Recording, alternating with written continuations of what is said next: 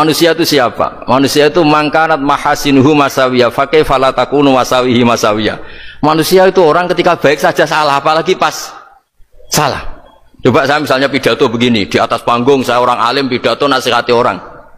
Di saat yang sama seperti yang tanya Mas Wildan tadi, ada agak sopannya. Di situ ada mungkin orang yang lebih sepuh timbang saya. Masa lebih muda kok di atas? Yang di bawah lebih tua. Ada agak sopannya. Mau nggak pidato disuruh, mau di atas disuruh, nggak sopan sama yang. Tapi misalnya yang paling sepuh pidato nggak pernah ngaji kok pidato, terus gimana? Artinya ketika kita baik saja ada salahnya, apalagi pas salah.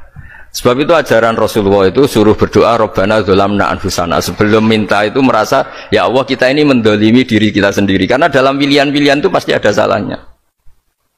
Coba misalnya Anda bangun masjid habis 2 miliar, yang harusnya 1 miliar sudah jadi.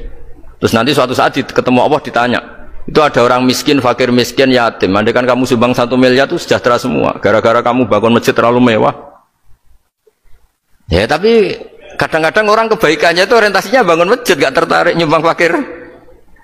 Saat itu cara berpikir gitu mau apa?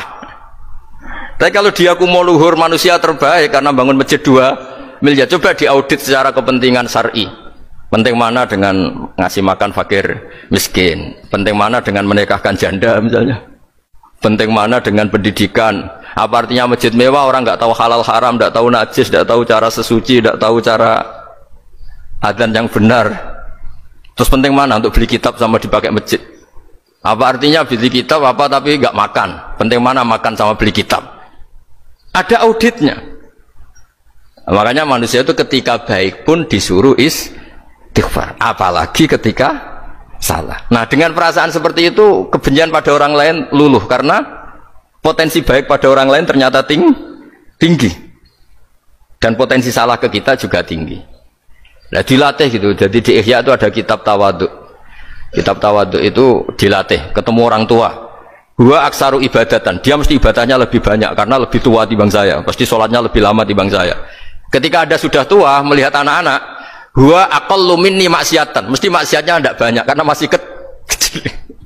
Terus ketika melihat orang fasik maksiat, la wa yatubu alaih fa inna wa tawwabur rahim, mungkin Allah memberi tobat, bisa saja. Umar itu ingin bunuh Nabi, tapi Allah memberi tobat.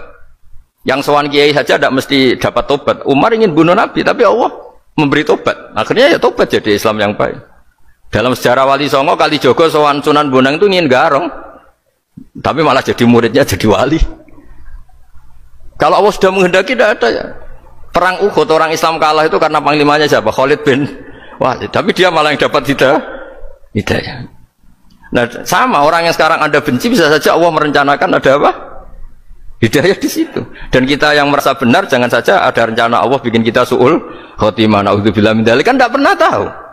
Nah, dari tidak pernah tahu itu orang diusahakan tawaduk. Wa ma adri ma yuf'alu bi wala bikum, kita tidak pernah tahu